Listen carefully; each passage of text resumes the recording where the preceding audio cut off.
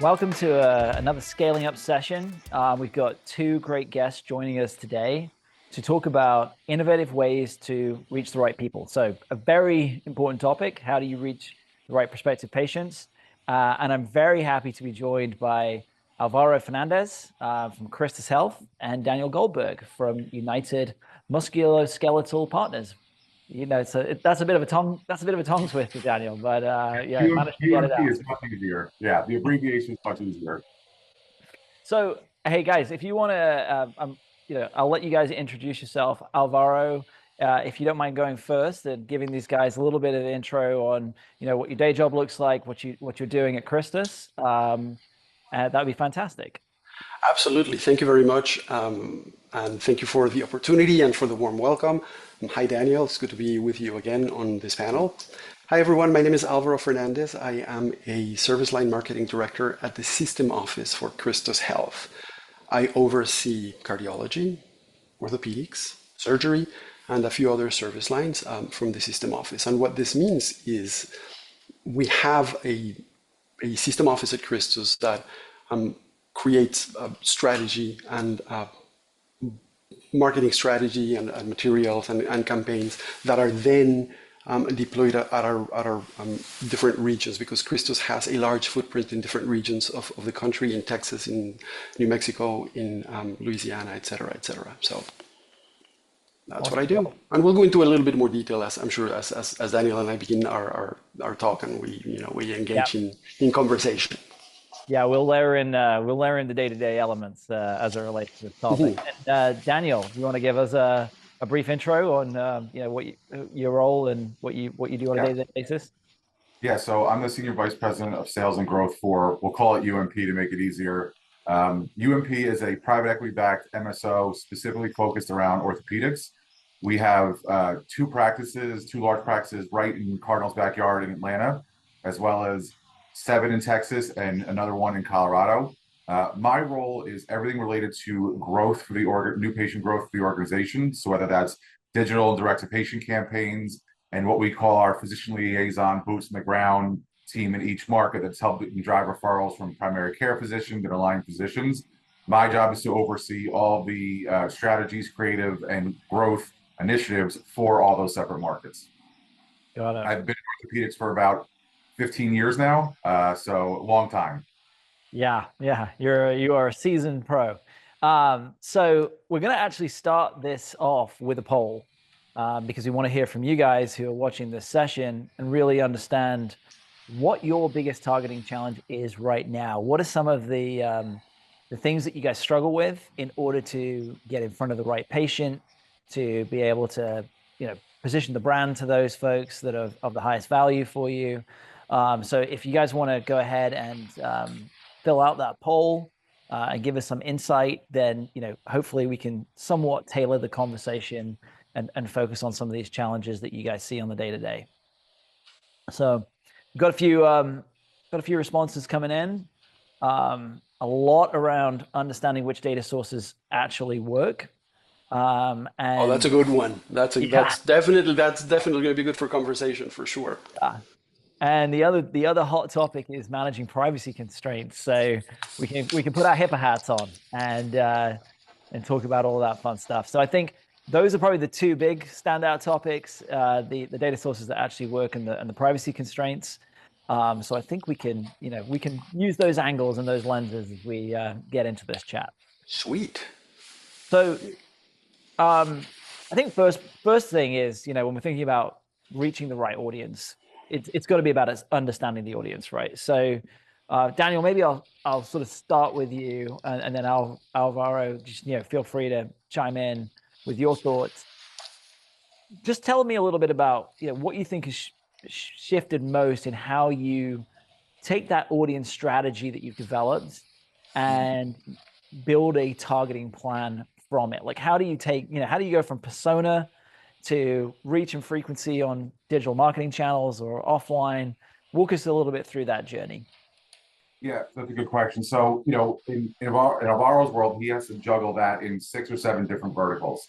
I only have to juggle it in one, which is the orthopedic space. But the orthopedic space is very diverse in terms of subspecialty. So the creative, the messaging, and the platforms used by the audience in need of a joint replacement is different than the creative and messaging platforms used by someone who's my age, maybe has a sports injury or a soft tissue injury. So what we look at is what channels does that demographic consume most, and what are our abilities to deploy messaging on those specific channels. We know that, for instance, TikTok is probably not a great audience for patients in need of a joint replacement. They're historically still using meta platforms.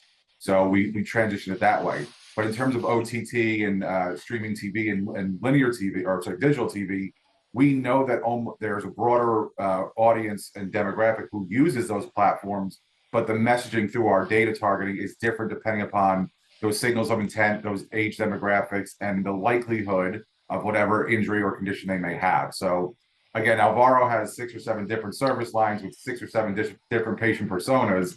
I have one with 6 or 7 different patient personas. So Alvaro, a little bit more challenging for you. No, yes, 6 or 7 different verticals, but with the same philosophical approach, right? I love how the question began asking about data and touching on how data comes into the continuum of what we do. And yes, data are certainly useful to target and to create personas, but I'm going to take a step back and really just talk a little bit about how we use data. Because coming from an academic medical center background, one of the things that I learned was to dive into the research and to look at existing published research, and then also to look at our internal numbers, to the point, and I'm not going to digress too much, that it drove me to starting a master's in health informatics, which I am about to finish a few weeks from now, if all goes according to plan. So data really is used in that sense to create a fundamental picture of who we want to target, but also who we are already targeting. So I'll give you an example, and to further elaborate on your example with joint replacement versus an athletic injury. When I wrote the strategy for our joint replacement campaign, one of the first things that I looked at was, the research, and we looked at the prevalence of arthritis in the US, and, how many of those patients, what percentage of those patients that had arthritis had osteoarthritis, and then by which age they were going to need a joint replacement. So all that data are there, and it's been published and reviewed many, many times. Then what happened and what we did next was we started looking at our own data inside Epic through their self-service analytic platforms.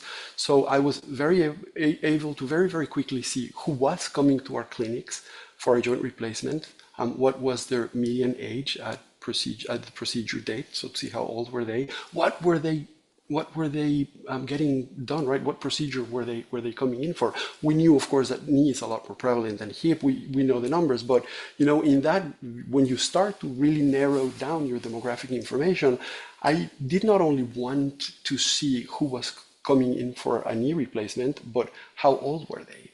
Where did they live? What was their gender? Were they in our primary service area or in our secondary service area, et cetera, et cetera. And that allowed us to create a strategy from which we developed 3 different personas, in realizing that seniors are also multifaceted and they are, non-linear. We created a persona for seniors that are active and, that work out, that play sports. We developed a persona for seniors that are living their best retired years. And then we also developed a persona for seniors that are working and for which work is an important part of their lives. And with these 3 different personas in hand, we created a targeting strategy to reach them through a variety of channels. So that's in a sense how we use data, right? We use data, yes, of course, to target and demographic data, and we have a tremendous parallel department in our branch of the organization that is the strategy department that looks at claims data and market research and market share and all of those things.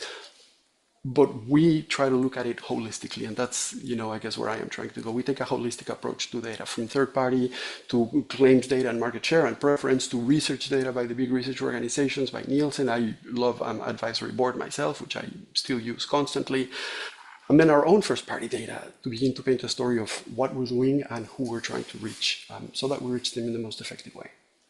Yeah, and that's fascinating, right? Because you've got to understand your audience to reach more of the right types of patients.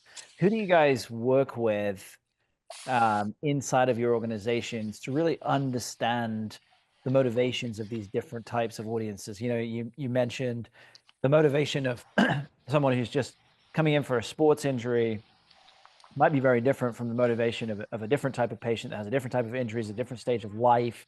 They might be looking for something, there's commonalities in terms of what they're looking for from a provider, but there's also probably unique user expectations or patient expectations that they have.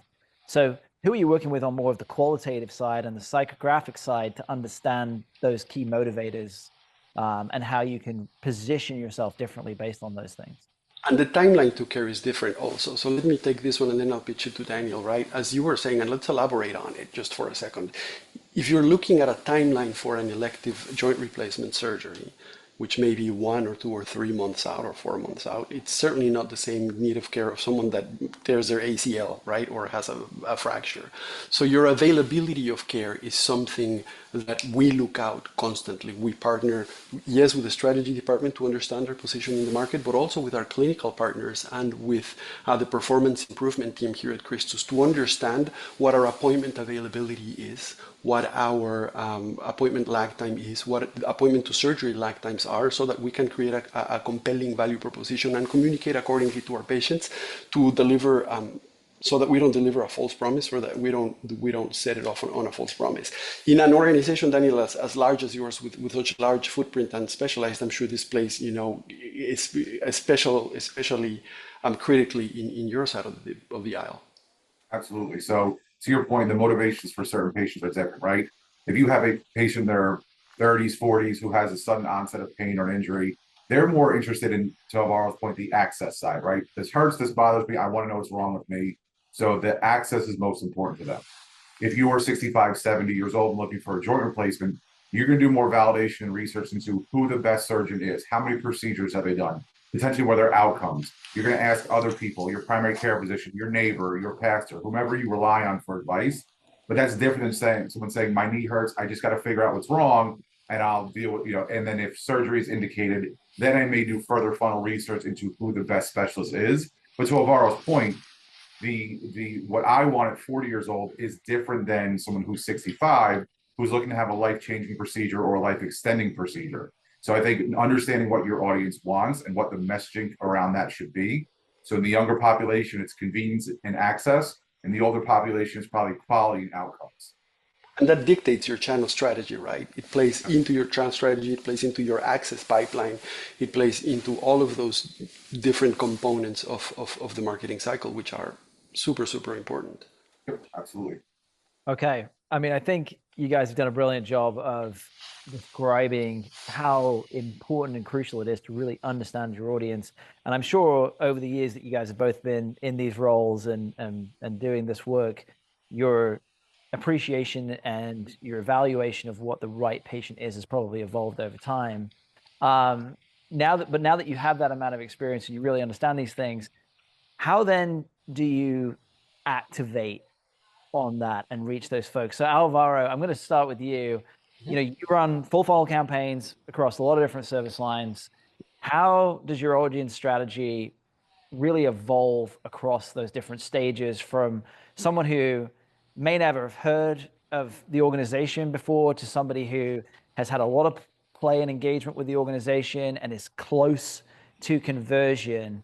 How do you manage those patients through the funnel, and across those different stages to get that message to the right person at the right time to drive the action that you're looking for?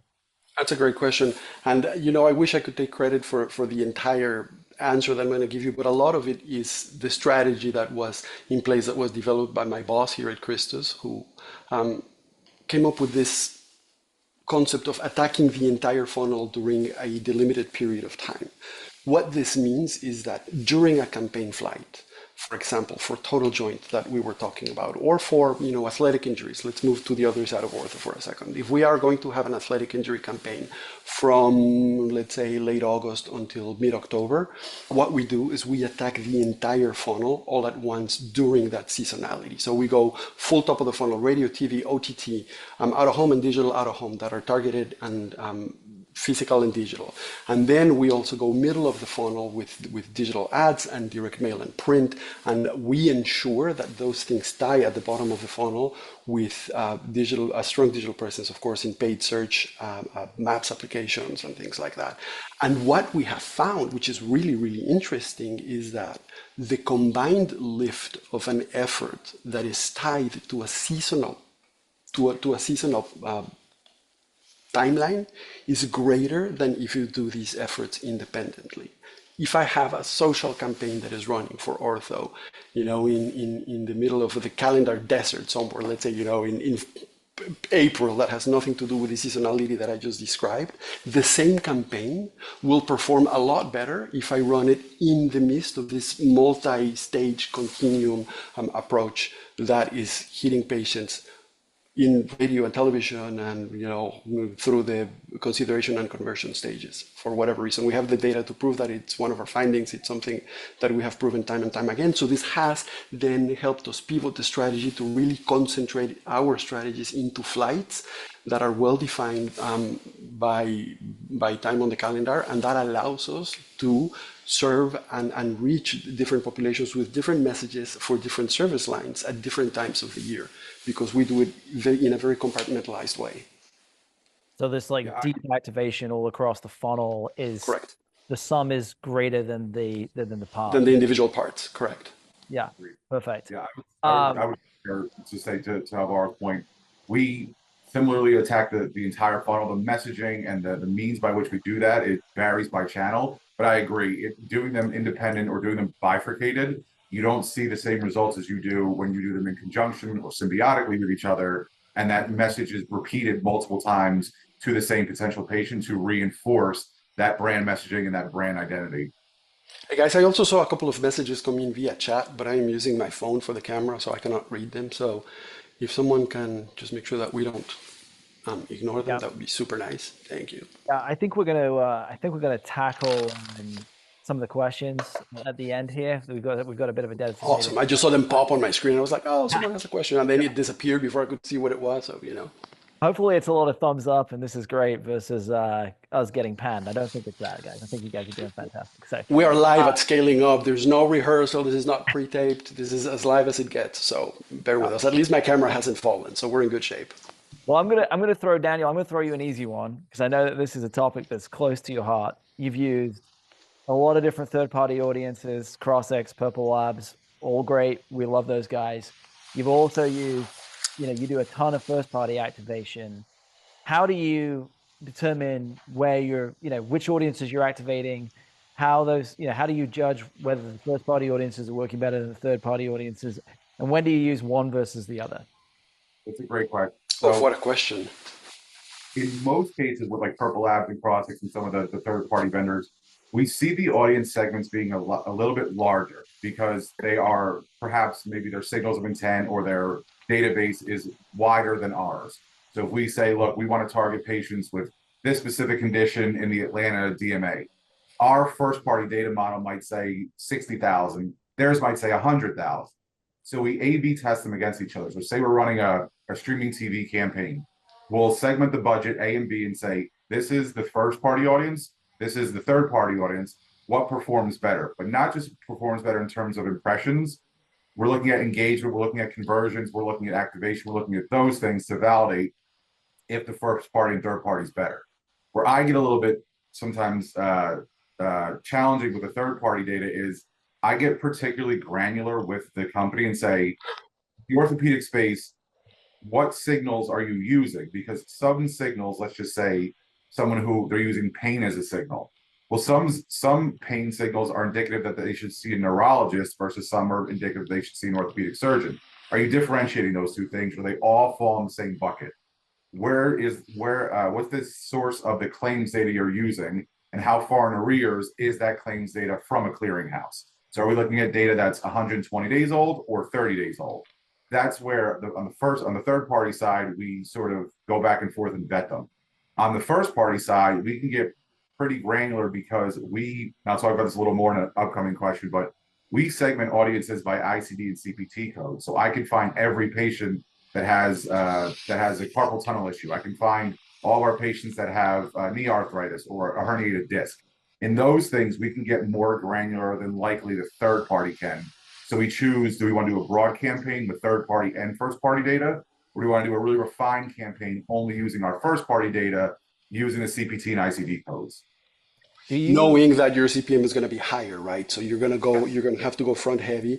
You're going to get your impressions are going to be more expensive, but your conversions are also going to be bigger or larger. So it's always a trade-off. A more qualified audience is more expensive, but has higher conversions, and it's a fine balancing act. But it's a great way to balance it, though, Daniel. I really appreciate your approach to it, and I think it's phenomenal that you are in a position where you can access that data and use it to model your strategies. In a case like Christus, we're a little more removed from it because we have a media buying agency and we have an ad agency. And my advice to people that are in our space is always be as involved with your DSP and with your media strategist as you can to understand where the data are coming from and to understand how they play and connect with the data that you may already be using in your organization.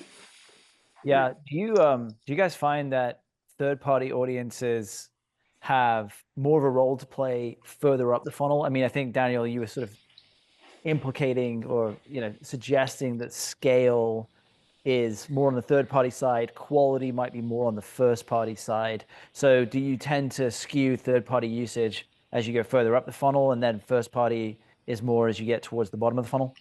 Yeah, we're working through that. I think, we, like this, most organizations have had gaps in the touch points of like, what is our first party or third party data? What is really happening in with the touch points and how does that translate down the funnel? We're piloting a program with a company called Incremental to help us sort of illuminate that. But yeah, I would say in a broad sense, third party is used for more broader targeting, where we want to get more refined on like the bringing patients back in a reactivation or condition specific things. We're using first party. Perfect. This is a question for both of you guys. What's sort of the most exciting recent development over the last couple of years that you can do today with your data or with targeting that you couldn't have done a couple of years ago? Like what has been recently sort of the biggest game changer for you guys from an audience point of view, whether that's building out first party audiences, being more robust, or something with AI or synthetic users, just anything like that you think has been a real paradigm shift over the last couple of years in terms of audience targeting? Alvaro, why don't you take the lead on that one? I'll follow back for you. Absolutely. I think I'm going to answer this one from a personal stance, right? The most exciting development on my world has been the ability to use clinical data to validate marketing strategy and to validate audience strategy. So the more my own data competencies grow in that space, and the more comfortable I become in the Epic space with the data that we have in our systems, the more value that I can bring not only to my role, but to our patients and to our organization, which is really, really cool.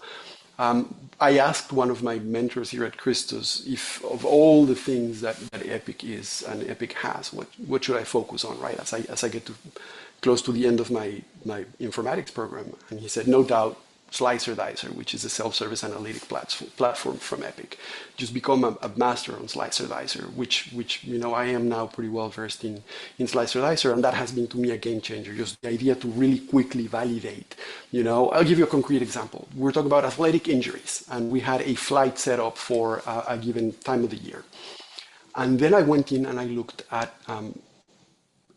age at date of appointment, and I created a band for 16 to 20 years old age band. And then I saw when was that band coming for care. And that revealed that there was an opportunity to create a second flight for athletic injuries inside the orthopedic space for that campaign, which then in turn resulted in a strategy pivot or a strategy expansion. So those things to me are really, really cool because it's fast, it's accessible, it's immediate, and it brings tremendous value to what you do. Yeah. Yeah, not much to add. I think he's got it right on. It's the ability to iterate on the data you have and then create different campaigns and strategies from the data you already have. So he said it perfectly. No, I don't know about perfectly, but I mean, I do get excited about it because it's cool, right? If you have an idea and you're really able to quickly just take not a deep dive, but just a nice educated bird's eye view into the data and see, for example, age bands and tie those age bands into months of the year for a specific clinic, then it at least tells you if you're going or thinking in the right direction or if you're just completely mistaken from the get-go. And it's just really exciting to be able to do that and to see how, you know, it's becoming more ubiquitous and more part of the everyday of what we do, for sure. So I think we've done a great job of establishing that data is king, but reaching the right audiences and leveraging data is just half of the challenge. The other piece is, what do you say to these groups and these segments once you reach them? And what I was picking up from, you know, what's the conversation that we've been having up until this point is that segmentation and granularity is really important, right? And then you're talking about the nuances of the different needs of the different patients.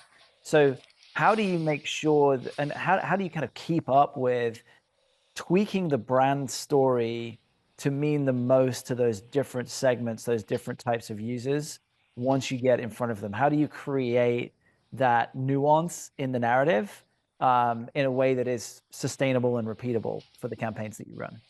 Yeah, I think we, you know, and Alvaro, I'm sure you've done similar, but we've pretty heavily invested in video and creative because I think video is a great way to tell a story. So when we look at different audience segments, we look at different populations. I'm a big believer that people want to see the shared experiences of others. If they're considering having a procedure or seeing a doctor, they want to see the experience of someone who sounds like them, looks like them, had a similar condition to them. So we've invested heavily in patient storytelling. So I don't want to tell you how great the organization is. I want someone else to tell you how great the organization is. So whether that's on linear TV, streaming TV, whether it's on meta platforms, we invest really heavily in video. But what we do is we try as best we can to take that audience who, you know, we segment the audience into people with spinal conditions, show them the story and outcome in a patient of in their own words, of a patient that has spine condition as well. So we really want to be very hyper targeted with that message. There's another instance where in Atlanta, I'm sure you guys know that pickleball is the be all end all of Atlanta.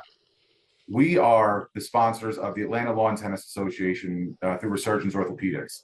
Instead of running an ad in their magazine or an ad in their newsletter, every month we tell the story of a patient who's a member of Alta, had an injury, came to our practice, and is now back playing pickleball.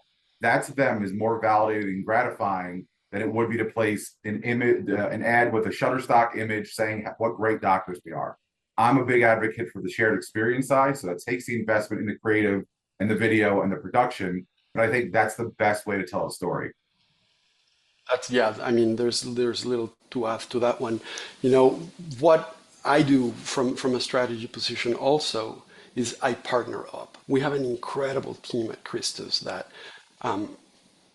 really has a particular ability to create a narrative, especially at different stages of the digital continuum. So once you enter a digital continuum, we have an incredible content team that, you know, thinks very outside of the box and may think of things, you know, as traditional as a nice article for a programmatic component, and as specific as an interactive quiz that happens after a Facebook carousel, for example. So we create a Facebook carousel with 2 or 3 things that really catches your attention once you're hyper segmented in that second or third touch, and then from there, instead of going to, you know, to a clinic page or to a find a doc page, you go to a quiz that further informs and engages, and then from there you either do a form fill or a click to call or whatever. So you partner up with people that are better than you. I mean, that it is no secret. It's what we do in marketing. You get a general idea as a generalist of where you think it should go, and then you find really, really, really good people to take it to the next level. And that is one of the really cool things about working on a team like we do here at CHRISTUS. Really, really cool. I mean, having a strong partnership with the sort of creative side of the house to make sure that, you know, you are saying all the right things to the right people at the right time is critical. And I love sort of the quiz, HRA, interactive experiences that help guide people down the funnel. Super effective. And now I know that when I tear my ACL playing pickleball, Daniel, I just got to give you a call. So that's also fantastic. You know where to find me. Oh, you'll give him a call because that hurts. Trust me, that's one painful thing. I don't think I'm going to need to do a quiz before I call you on that one. So the proof is in the pudding, right? We're talking about all these fantastic concepts, but the proof is in the pudding. So how do you guys actually prove that everything that you're doing from a targeting perspective is working? What KPIs are you leaning into? Is it Is it appointments that you're able to track down to? Is it kept appointments? Are you looking at claims data even to augment what you're seeing on the first party side? Talk to me a little bit about how you measure success in your campaigns. Yeah, we're looking at it from like the full the from acquisition to downstream. So, in orthopedics specifically, there are instances where if you sprain your ankle and go see a foot and ankle doctor, it's probably a single encounter. You probably see them once, get a boot or something like that, and never see them again. There are other higher acuity things like ligament, tendon injuries, bone injuries, where we're saying, okay, this is a multi-touch and multimodal approach to whatever injury this person has. So when the acquisition occurs, we're looking down the entire patient care pathway to see what the outcome and what the maximum value of that patient was, and then trying to delineate by service line the average value of a new patient to that service line. And that helps influence our marketing mix and strategy. But we're really looking at it across the entire sort of linear journey, whether that's single year or multi-year across the enterprise. That's awesome. I think your private equity backing and business pedigree, we're showing heavily on that one because it's a really good way to make sure that you're making the most efficient use of your monetary resources, for sure. So I love that approach. It makes sense. It clicks with the way I think. And Alvaro, you've got a lot of different service lines that you are managing campaigns across. Some are really high acuity, some are low acuity. And you already mentioned one of the big factors for you is the different time to treatment. And, especially with elective procedures as well. So when you are, sometimes when you're launching a campaign, I'm assuming for some of these elective treatments and these high acuity treatments, you're not expecting to see an immediate return. How do you forecast out what you expect that lag to be in terms of, the outcome? And then also, what metrics are you using to get a sense that that campaign is actually being effective if the potential outcome may be months down the road before it comes to fruition? I'm writing a couple of things down to make sure that I don't forget. What a question, man. It is the holy grail of healthcare marketing is attribution, right? Because of privacy concerns and because of HIPAA regulations and because we're not doing e-commerce. I did not start in healthcare. I started in CPG and I worked in CPG for many, many years. So this idea of looking at data, in my dealings with Walmart, which was one of my largest clients, and with Home Depot, which was, I think back then, MicroStrategy organization, was always very much intertwined with our planning. But in healthcare, we look at different things. While it is true that it is really, really hard, except in some instances, to do a one-to-one attribution, I learned that no single number tells the entire story. So what we do is we come up with a series of numbers to create a narrative. And what are these numbers? Appointments, yes, to a certain extent, but as a marketer, I am not responsible for that last mile of the experience once the patient dials a number, and it may be busy, it may go to voicemail, the clinic person may put this person on hold for 20 minutes and then they don't book an appointment. I am not responsible for that part. But I am, at least more heavily engaged in the phone call driving part of that effort, if you will. So we look at phone calls for sure. We use Invoca, which I know that is one of your scaling up sponsors for this event, and we used Invoca heavily. I used Invoca at my previous organization. Also, I know the platform well. It's a platform that I enjoy using a lot. We look at referrals. We look, yes, at appointment volumes, for sure. We look at procedure volumes. We look with our strategy department, we look at market share data. With our strategy team, we also look at market preference data through aggregated surveys. So we look at a combination of numbers, and then we look at those numbers over time, right? What happened, or what was the trend in these numbers before a campaign, and then during a campaign, and then after a campaign. You have your performance metrics, which are important, of course, for any marketer. So you look at, impressions and frequency and click-through rates and clicks, yes. And then on the website side, you look at, the time spent on page and, your channel of acquisition for that visit, et cetera, et cetera. And then once you tie that with referrals and completed procedures and phone calls, and you tie it, by time of the year, you can begin to tell a more holistic story as to what happened without creating, direct attribution and without establishing causality for sure, but you can begin to create a more complete narrative as to what happened in terms of effects as a result of a given campaign.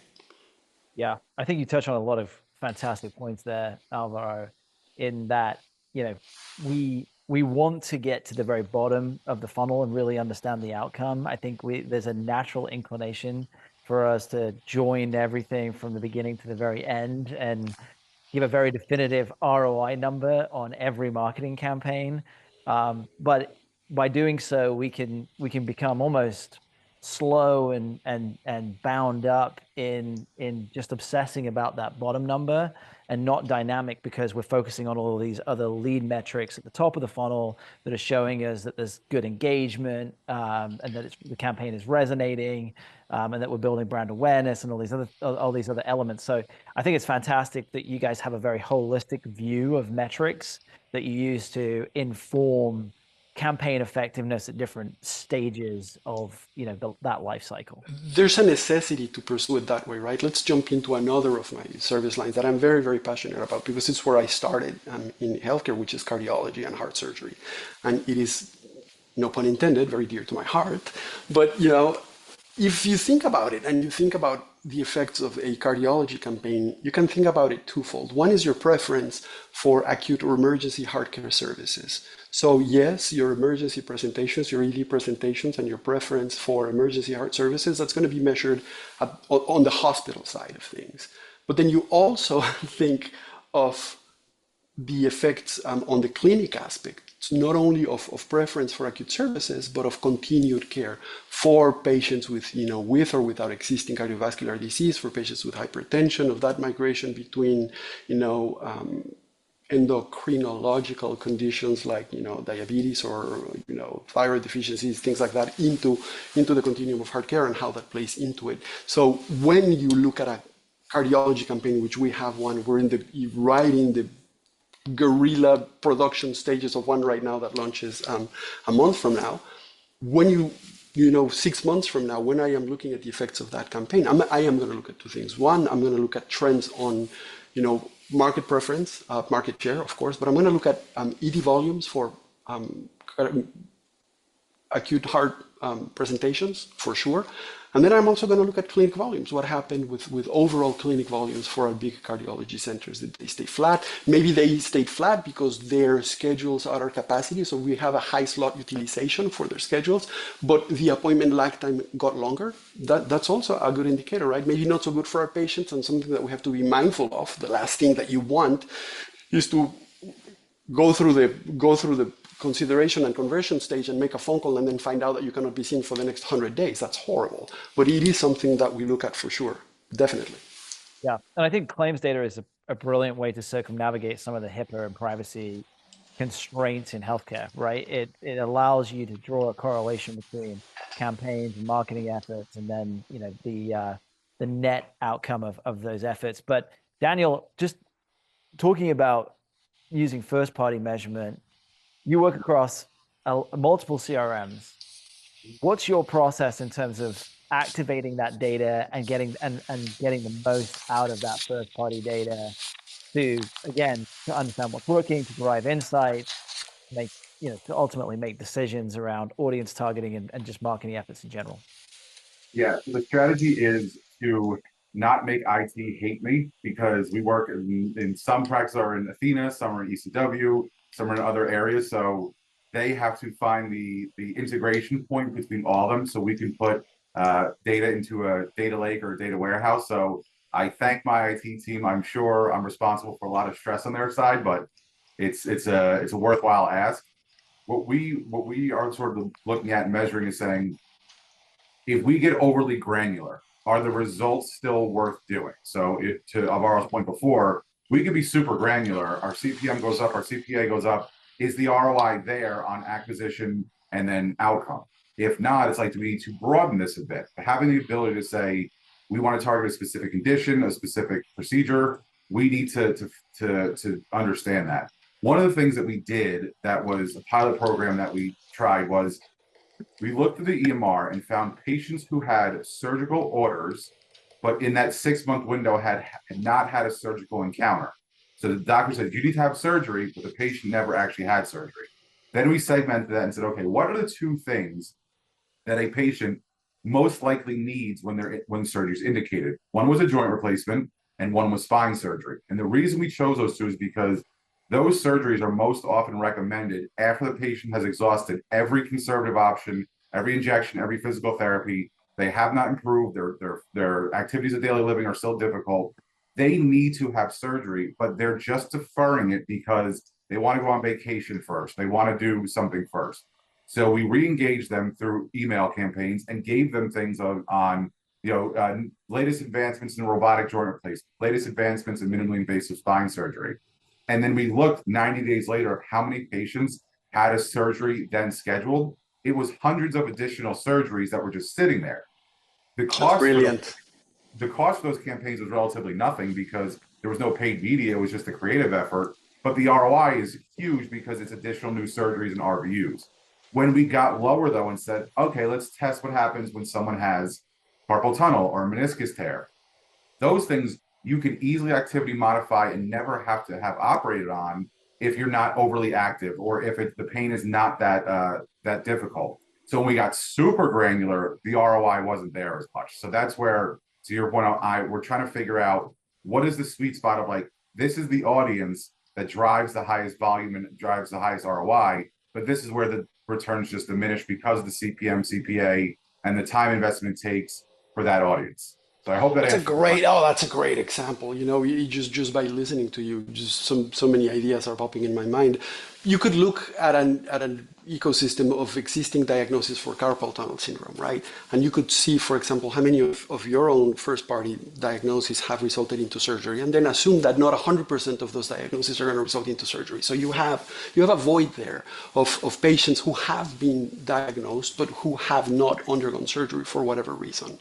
And if you craft a strategy to target them, then it is just incremental conversions from an existing audience. That's really cool, man. Really, that's my takeaway from this call for sure. That's really clever. So just lastly, sorry. Oh, sorry. I know we could talk about this stuff all day, but for hours, and we're out of time. I'm so sorry. We only have 1 minute left, guys. So just lastly, we've got an interloper. I know who that one is. I think I know who that is. Get out of here. Get out of here. Well, the ratings on this session just went through the floor, unfortunately. What's the most exciting thing in terms of audience targeting evolution that you guys are excited about, you're preparing for right now? Where do just very quickly, give us the sort of a 15-second answer of the thing that you are most excited about in terms of audience targeting evolution in the next couple of years. I'll say the evolution of connecting the dots throughout the funnel. So, really knowing and understanding the touch points and what drives the most influence, and then using that to influence our media mix, our spend, and our strategy so that we know where we should be allocating the most dollars and resources. That's my 10-second answer. Got it. Love it. But be careful with analysis paralysis. Right? Not because you can measure it, you should. There is a fine balance between diving, and this is coming from someone who dives deep into the metrics and the data. Be careful. Not because you should measure it, you can measure it, you should. Be careful with analysis paralysis, and then, focus on the likelihood of conversions if you're looking at that last stage of the funnel, to make sure that you get maximum ROI, not only for your money, but for your effort. And that is my take on it. Before we say goodbye, though, please, Daniel, I'm sure this one goes for you. Anyone who's watching, feel free to reach out and connect on LinkedIn.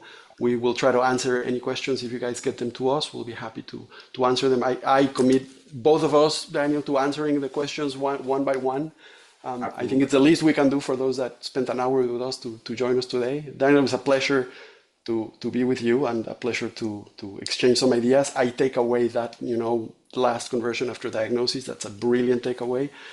And guys, I am so sorry, but I have to leave for another meeting. So I hope everyone had a great time. Well, yeah, Thank you. thank you, Alvaro. You're doing my job for me, so I really appreciate the fantastic outro. We hope that you enjoyed the scaling up session. Thank you, Alvaro and Daniel, for being with us. This was a fantastic topic, as Alvaro has already said.